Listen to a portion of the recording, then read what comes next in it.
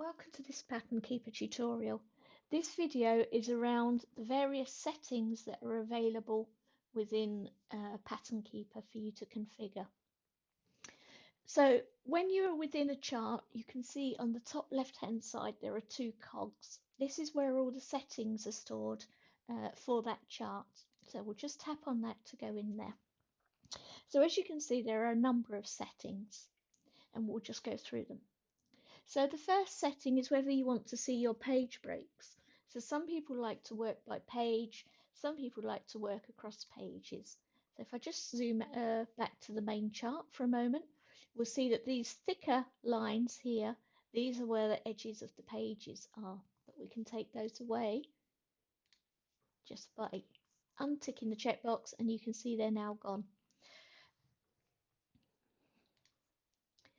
Some people like to be able to see the symbols through their completed stitches, and this can be helpful where you have white, for example, on a non-full coverage chart where it can be tricky to see if actually that's a completed white stitch or that's just actually white background. So again, you can turn those on and off. So we'll select translucent highlights, we'll come back, and as you can see, the color is still there, but you can see the symbol through that color. Okay, the next two settings are around your search color and also your parking color.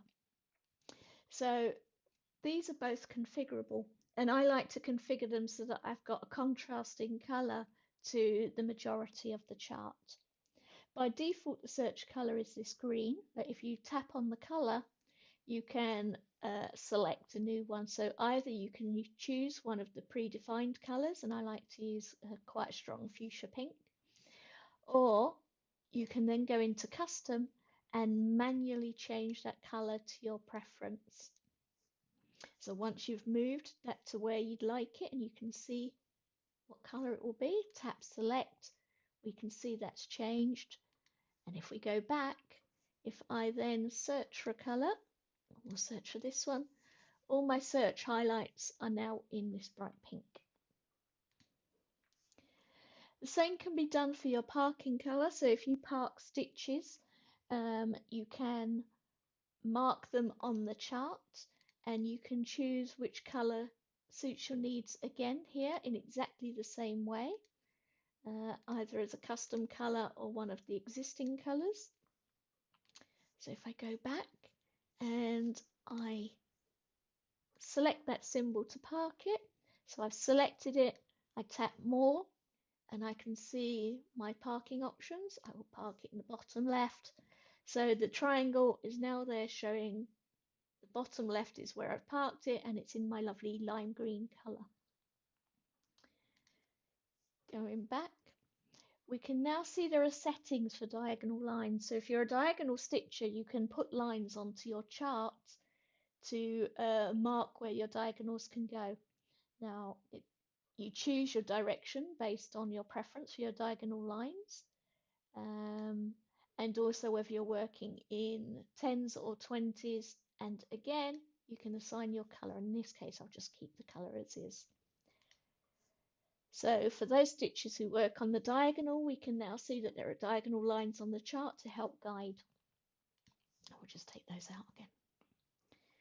So the last three are shortcuts, just to help speed up the process.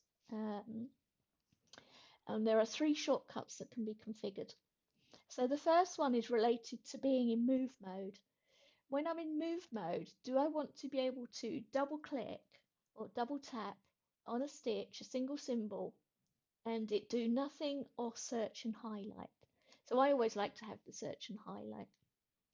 So if I just go back here, I'm in move, I'm moving around, I double click that symbol and I can see it's now searched, or I double click this symbol and it's now searched. So there are two more shortcuts that I can configure, and this time it's in the marker mode.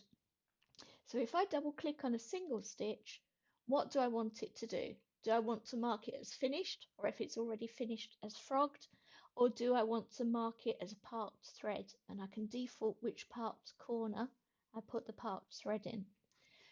So if I select finish here, just as an example, and double clicking on a selection, that means if I've selected more than one stitch, so I've selected 10, 20, a whole page, a whole square. What do I want it to do if I double tap in that area on those stitches? And again, I can select it to finish or frog. So if I go back and I go to markup mode, so what happens if I double tap? It's marked as done.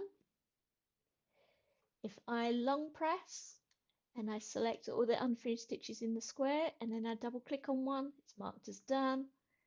If I just select them manually and double click on one, they're marked as done.